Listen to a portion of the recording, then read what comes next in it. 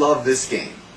I mean, honestly, how can we not love this game? We've spent too much time, working for this game. So to say that we don't love this game would be an utter shame. People keep asking us for a rating. Yeah. What do you think we're going to give it? Out of 5 points, I'll give it 5 points. Out of 10 stars, I'll give it 10 stars. What do you think? I'm not going to give it 9.9. I'm not going to give it an 8. It's getting 10. No doubt. And I could be humorous and say, oh, well, because the lag sucks and the subspace emissary gets boring after a while, I'm going to give it a 9.8, 7, 6, 5, 4, 3, 2. Want repeating? But why? Like, there's no need to put a numeric value on how much we love this game. And it's the same for every Smash fan. If you love this game, you don't have to give it a numerical score that reflects how much you love it. Unless you're going to say, like, I love it 100 out of 10. There's no need. So that's our final word. We love this game. Period.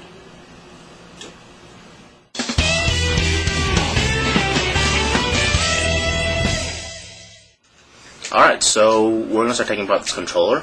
As some may notice, I have gained a band-aid since the last video. Let's just say that my dedication to SMYN News includes some sweat, and now I can successfully say that I've put blood into this project too. Quite a bit, actually. Didn't stop bleeding for a long time. And this is a beer. Anyways, that's me spilling my beer. This is the Tri-Wing screwdriver. Tri, Wing, W-I-N-G, screwdriver.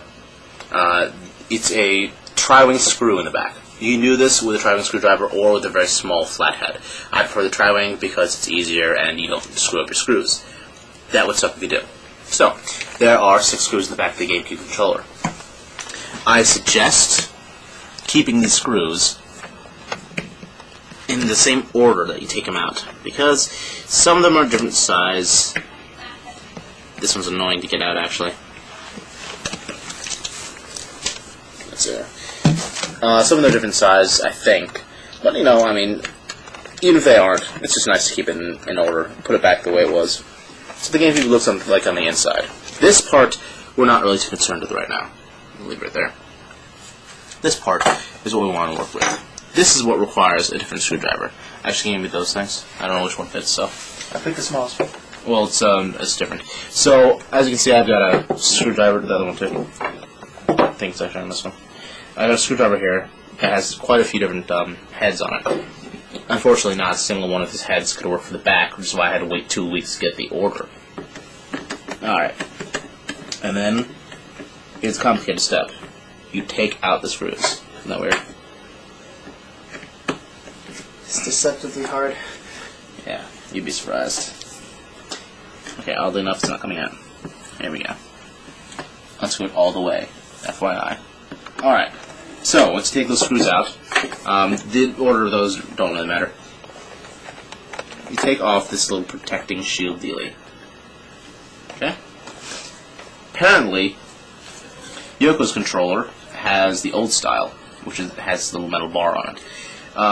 The newer controllers, like mine, silver ones you can buy online. Thank you. Silver ones that you can buy online, like this. I just bought this online for Brawl. I never used it. Opened it, immediately took out the springs. So, this does not have these metal bars here. However, my older one does. The first one I ever done. Did. Well, yeah. Hopefully there's no English teacher watching this. Alright. So, take it apart. Take this out. And this is the guy causing all the trouble. Big spring. Some people I've heard cut the spring because they thought it looked ugly without the springs in it, and I think it just kind of looks standard. Personally, I don't really have a...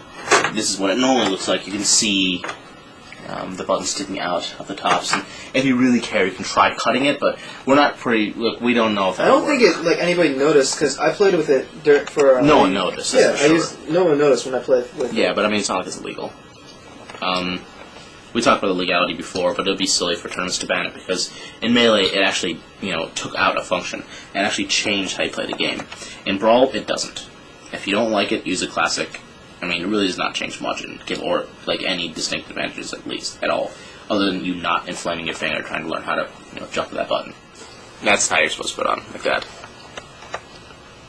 Okay. If you have this style, which I've never seen before, and I've done only about 3 controllers, so I'm not an expert.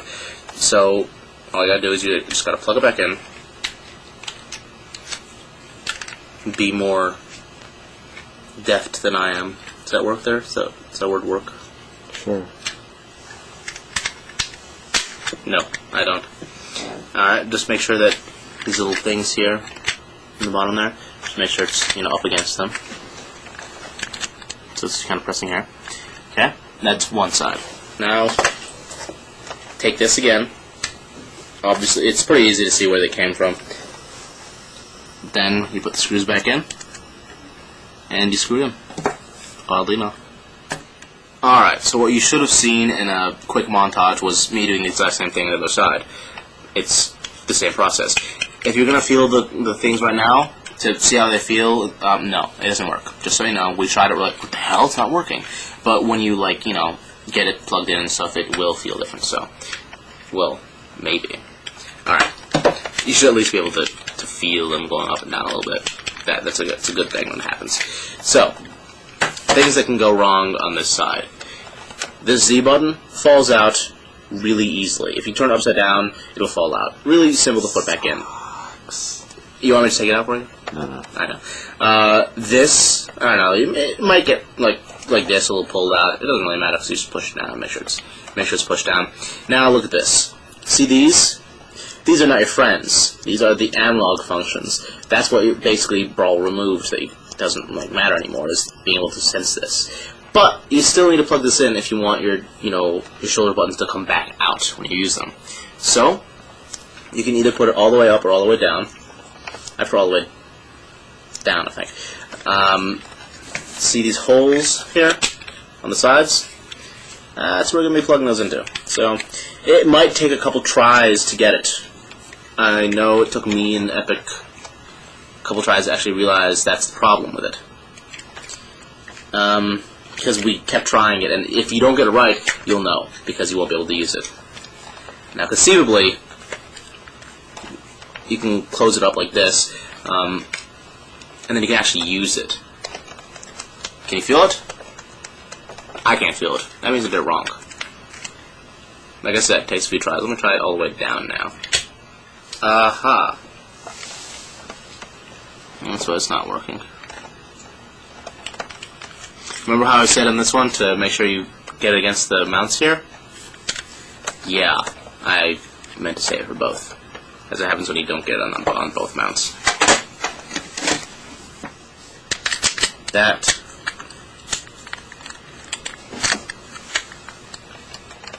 is where you want them. On those mounts. Down there. So there you go. They're both even. Looks good. Now let's screw it back in and realize that I'm a dumbass because I did that. Obviously what I'm doing right now. There you go. That's what you want to hear. And congratulations, Youko.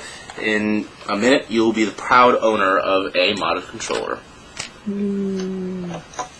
So, what comes out must go in. Or so Newton should have said.